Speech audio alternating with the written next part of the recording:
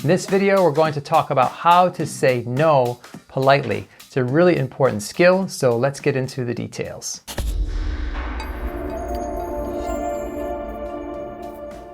Hello and welcome back. If this is the first time you're visiting Communication Coach, I'm Alex Lyon, and this channel is all about helping you with your professional development, especially as an emerging leader. And in today's video, we're going to talk about how to say no politely. First of all, you have to learn to say no. You are really the only person that is ever going to maintain the boundaries around your time and your effort and your focus. And so you have to learn to say no. There's a famous author and speaker, John Maxwell, and he says, learn to say no to the good so you can say yes to the best. In other words, you're going to get opportunities and offers and invitations to some pretty good ideas, pretty good projects. And you probably have some pretty good ideas and projects that you can't say yes to, because if you say yes to all the good stuff, there's not going to be enough time to do it all. So you have to reserve your yeses for the great stuff. So that means saying no. Now, saying it politely, of course, is all the more important because you want to maintain harmonious relationships and have positive connections with people, and you don't want to be rude about the way you say no. So let's talk about 4 tips that'll help you say no politely, and I want to caution you, the 4th tip you should only use if you feel really confident in how you can come across with it. So the first tip comes from this book on how to have a good day. Carolyn Webb, the author, says, tell them what you said yes to that prevents you from being able to say yes to their request. So in other words, tell them no because you've already said yes to something that's really important. So for example, a couple years ago, I wrote a book and I had to say no to every other project opportunity that came my way because I was on a deadline for my publisher and I really had to deliver this book. And so what I said was, oh, I'm so sorry, I can't help you with that project. I have signed a book deal and I have to deliver this book by a certain date, and I just have to say no to everything that comes my way. It sounds like a great project, but I'm sorry, I can't help right now because I'm working on my book. And sometimes I said it even more briefly than that. So that's a way to say no politely. And I want to practice right now as well. We're not just going to do theory or tips in this. I want you to actually practice this right now. I'm going to ask you or invite you to be involved in a project, and I want you to say no because tell me what you've said yes to that's already taking up your time. So here we go, and you can pause the video if you want to after I ask you this. So here we go, we're getting ready to practice. And action. You know, I would really love it if you could help me with this project. Would you help me on this really important project, please?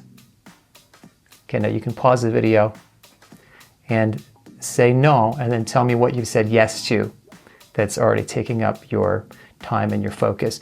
And one of the reasons I love this, by the way, is that it keeps it all positive, right? You've said yes to some things that are really important to you. And if they respect you and care about you, they're going to see the value in the things that you have said yes to. Okay, so now tip number 2, you want to tell them what you can do for them instead. So you can say no straight away when they ask you to do something, but tell them what you can do for them instead. So maybe you can refer them to someone else who can help them. Maybe instead of meeting in person for an hour, you can meet on the phone for a few minutes and quickly handle whatever requests they have. Maybe you can point them towards some resource. So say no, but then tell them what you can do for them. And this happens to us all the time. And it comes across as very polite because the person is offering to help us. It's just that they can't help us in 100% of the way that we are asking for it in that moment. So again, we're going to practice, and I am going to ask you to meet with me in person about an important project that I want your feedback on, but you don't have the time, and you're going to tell me what you can do for me instead, okay? So here we go, ready, practice, action.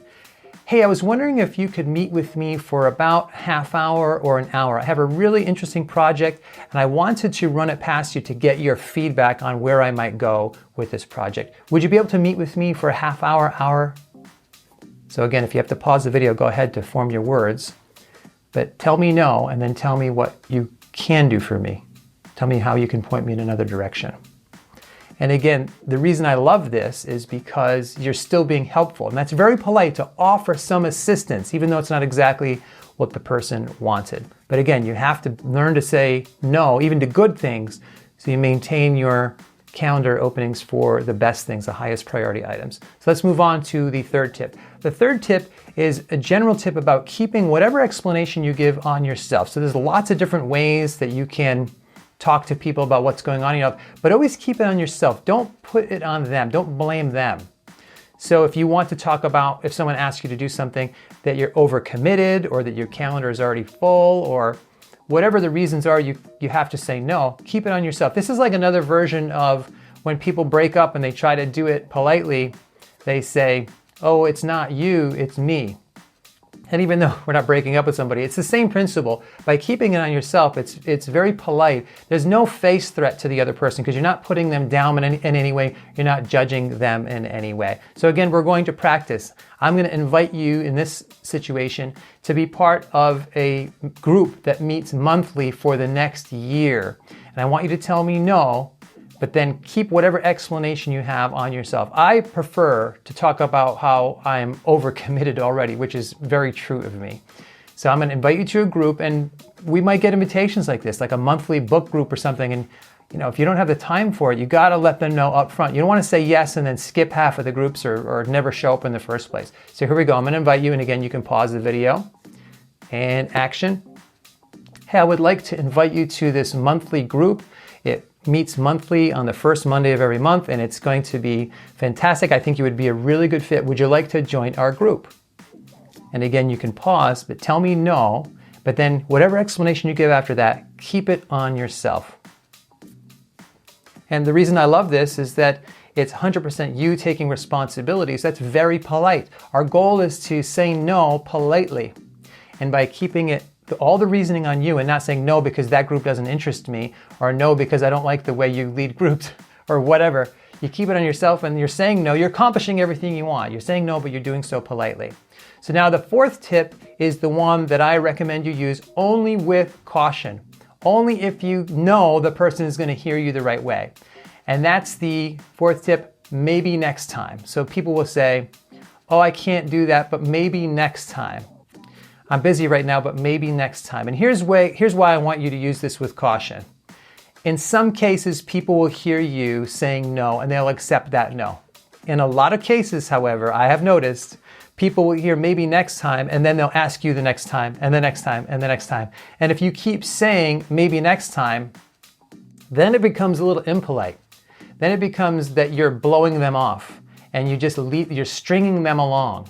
So I prefer to just say no. And then if something changes, you can get back to them. But the answer is no, I can't for whatever reason. And for all the other, you can use all the other tips we talked about. But I would just recommend using caution, especially if you have someone who's pushy and is not respecting whatever boundary. They might not take the hint. So maybe next time, it's a hint to some people, but not everybody is going to get it. So question of the day, which of these tips do you feel would be most effective for your personality and your style? I would love to hear your comments about that in that section below the video. And I also want to offer you a free resource on the 5 essential professional communication skills. It's a resource I've created, a PDF and a download, and I will put a link to that in the description below the video, and I will also put that in the comment section in the first comment. And I invite you to check that out if that sounds like it interests you. So thanks, God bless, and I will see you in the next video.